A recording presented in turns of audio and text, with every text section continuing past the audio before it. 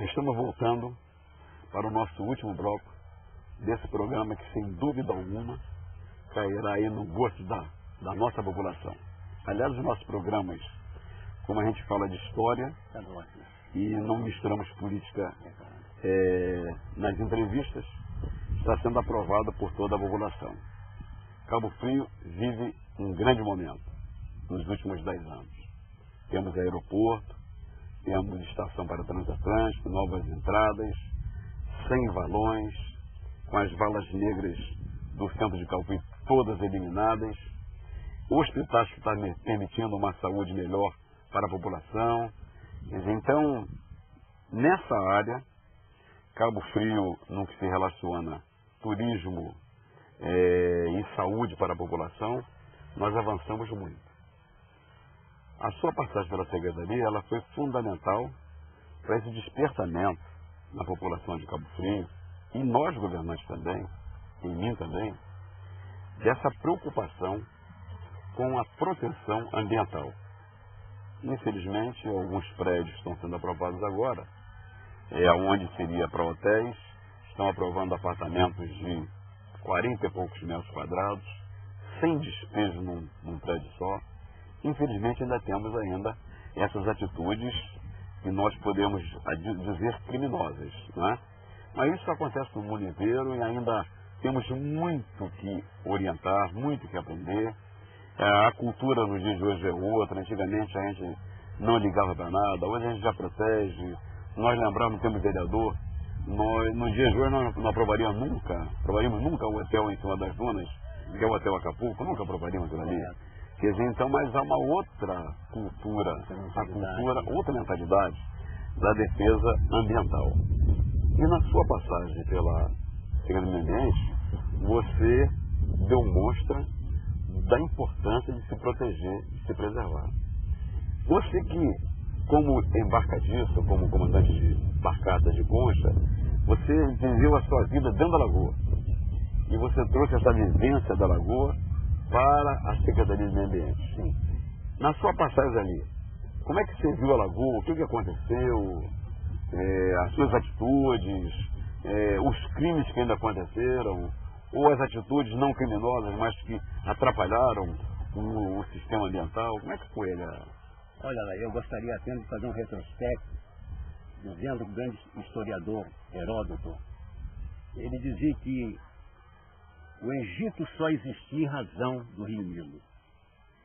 E a conclusão chegada, depois que eu fui para a Secretaria de Meio Ambiente, cheguei à seguinte conclusão: a região dos lagos só existe em razão da Lagoa de Araruama. Porque era uma estrada molhada, que nascia justamente na boca da barra, criando o canal do Itajuru, né? Depois o canal Palmer, e se espalhando até a Ponta dos Leites. E a gente verificava a riqueza da Lagoa de Araruama.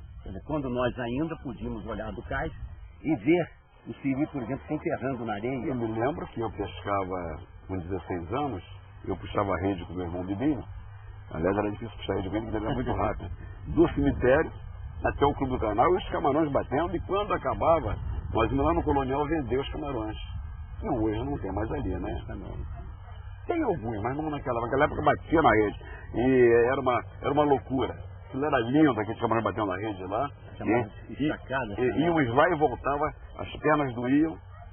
E naquela época, aquela lagoa ainda produzia muito peixe, mas continua. Produzia muito peixe. Então essa é a minha observação, quando eu trabalhava na Alca, que nós retiramos o calcário, você verificava que, além de se aproveitar aquela matéria-prima para produzir justamente a barriga, quer dizer, a saída, por exemplo, do material de fundo que retornava, era justamente uma produção enorme de camarão, de peixe, de curumbeba, de caraceba, de tudo ali. E a gente observava, eu, por exemplo, eu dei muitos reboques aos pescadores da Ponta da Baleia, quando às vezes o vento estava muito forte, eu botava 3, 4 canoas, e às vezes, quando eu vinha da draga para a Alca, a fábrica, eu levava até a Ponta da Baleia. Aí me dava, às vezes, 5, 6 quilos de camarões cada um. Você não queria, não, vocês não pescaram à noite. Não, você rebocava as canoas? Eu rebocava, deixava bem... vento, deixava lá encostado. Então eu fui observando justamente a importância da lagoa, né? Quando eu fui para a secretaria, já estava passando aquele processo, de poluição da lagoa, né? Você passava ali, por exemplo, na rua da praia e sentia um cheiro terrível que realmente exalava ali da nossa lagoa, né? Que você não via mais nem o fundo, nem perto da caça e pesca, né? Bem, as medidas foram tomadas, foi até no seu governo, muita coisa melhorou, né? Mas, em razão justamente dessa poluição, havia quase que necessidade de uma dragagem para que as embarcações tivessem até um pouco de calado da ponte de São Sodré para dentro, porque realmente havia muitas coroas, havia muita dificuldade. Não passa qualquer barco. Não passa qualquer barco ali, não é verdade? E aí surgiu a ideia, né, junto com a prefeitura, o Estado e algum consórcio intermunicipal, né, justamente fazer essa dragagem. Eu quero me reportar justamente uma secagem que teve o manguezal do Porto Carmo. Muitas vezes eu levei nas nossas reuniões mostrando você foto, olha, a minha preocupação grande, o manguezal está secando. Que fenômeno está acontecendo no manguezal? E vamos descobrir justamente isso, né? Que a draga de sucção colocada perto do Anjo Caído, quer dizer, com a maré enchente, a granulametria levantada pela dragagem estava carreando esse material de sedimentação para dentro do mangue. Como o mangue tem um sistema de raiz quase que aéreas, ele fica quase impossibilitado de respirar. E, consequentemente, aquele aterro foi produzido de tal maneira que você não via, numa certa parte do mundo, nem mais caranguejo perfurando o solo. Era um gesso misturado com sal. E a planta, justamente... Era a dragagem feita pela FEEMA, né? Pela FEEMA, né? Junto com a prefeitura, com o Estado, né? E uma vez falei até com o Firmino, essa dragagem vai ocasionar um problema no manguezal do Porto Carmo. A gente tinha uma experiência como marítimo e o conhecedor desse problema. E realmente aconteceu isso, né? Eu passei muitas semanas angustiado, né? Sem dormir.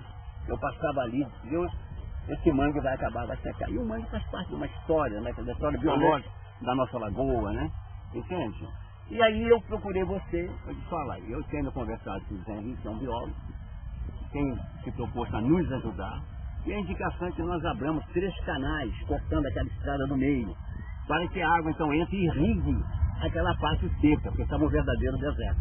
Infelizmente, com a abertura desses 3 canais, eu lembro quase que foi quando nós saímos da secretaria, foi em 2004 que nós saímos, não é isso? No mês de agosto, eu leio uma reportagem no jornal que a nossa intenção era permitir que numa depressão do mangue, onde tinha os mangues produzindo sementes, pudesse, ao cair, elas ser levadas por um canal que abrimos e levar justamente essas sementes para o local que nós estávamos mandando a água. E qual foi a nossa surpresa, né? A surpresa é que todas aquelas sementes caídas, ainda pelos mangues que estavam produzindo sementes, estavam todas brotando e nascendo. Então eu disse, salvamos o mangue.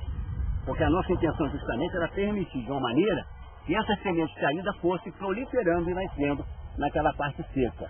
E a partir dali aconteceu um grande milagre, né? Quer dizer, da reestruturação, do renascimento do manguezal do Porto Carmo.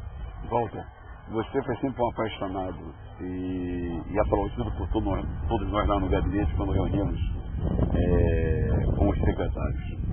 Uma das decisões suas, não chegou nem a ser aplicado, ou foi aplicado parcialmente, é que o morro do Micro, ali no Porto do Carro, que é cortado pela a estrada do Guriri, indo para Ogiva, você queria fazer um macacoduto, como é que era um cabo ligando os dois morros para que os macacos pudessem passar de um lado para o outro. Isso, porque você sabe que a interferência humana, às vezes, no próprio habitat, né, dos animais, isso dificulta justamente que eles realmente se desenvolvam com liberdade. É que nós estamos conversando, às vezes, da questão dos ninhais no manguezal. A passagem de veículos ali, por exemplo, na estrada, ela incomoda, por exemplo, as gatas quando estão pondo seus ovos. Elas ficam completamente estressadas. É um momento que a natureza propicia aos animais, pelo menos a elas, quer dizer, um momento de tranquilidade que às vezes não se dá. Entende? A razão de que no passado quiseram fazer alguma coisa de esporte lá dentro, eu fui contra, está entendendo? Porque por entender que o homem é que tem que cooperar com os animais e não servir um momento para o seu próprio lazer. momento de procriação, momento de desenvolvimento.